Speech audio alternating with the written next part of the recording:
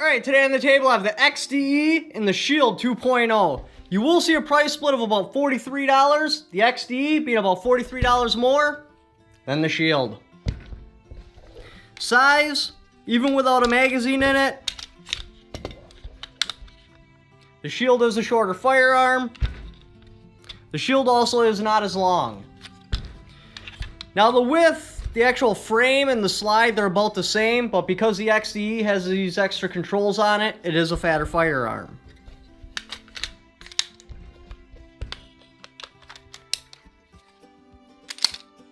Racking the slide, the Xde is noticeably easier than the Shield. Even with the hammer down, it's still an easier slide to rack.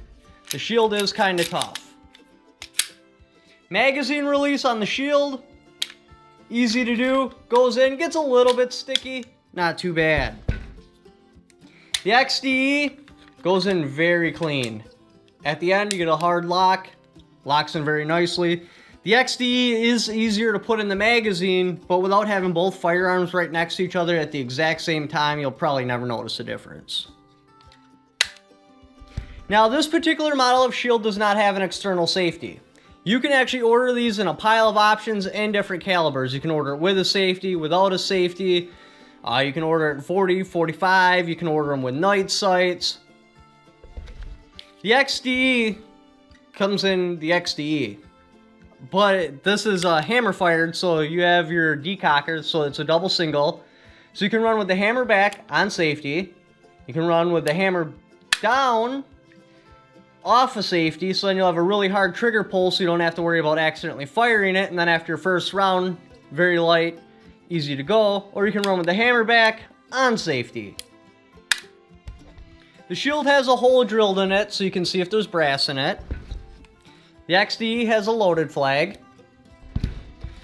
Sights, they both use a 3-dot system. The Xde does have a fiber optic front rod, and you can change this out for different colors. When you purchase the firearms, the Xde is going to come with a very nice hard case. Hinged in the back exactly how I like to see it. Latches in the front. It's also got a space for padlocks. You're going to get different rods to change out your front sight color. Some Springfield lube. Trigger lock. And a cleaning brush. And you also get an extended 9-round magazine. The Shield, you're going to get a cardboard box, trigger lock, and you're going to get an extended 8-round magazine.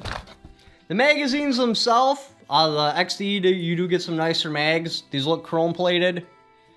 Your Shield is just galvanized steel.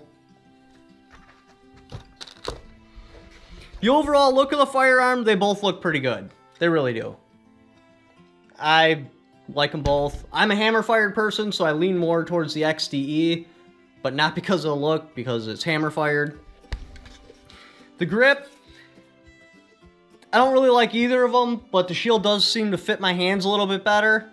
Now, the actual shape of the grip, I prefer the Xde better. The Shield, you get a flat grip, or horizontal, I guess.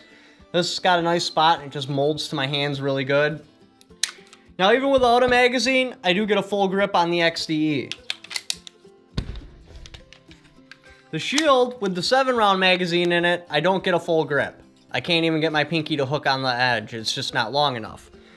But that does have an advantage in itself. Without even a magazine in the Xde,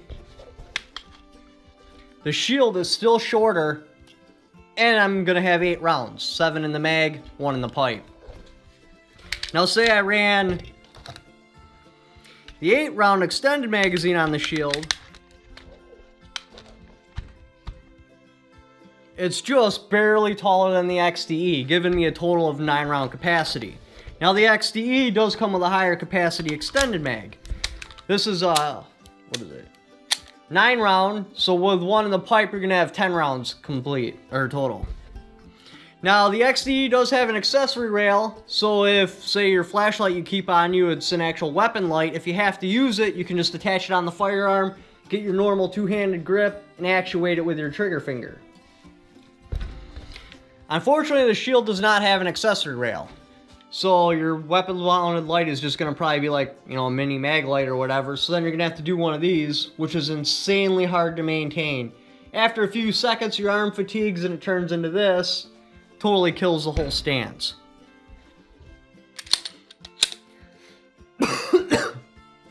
Trigger brake. The Xde with the hammerback, very clean trigger brake. Without the hammerback, not quite as desirable, but I can still make it brake very clean. Shield, I get a lot of movement in the front sight when the trigger brakes. Here it is again. This is your reset on the Shield.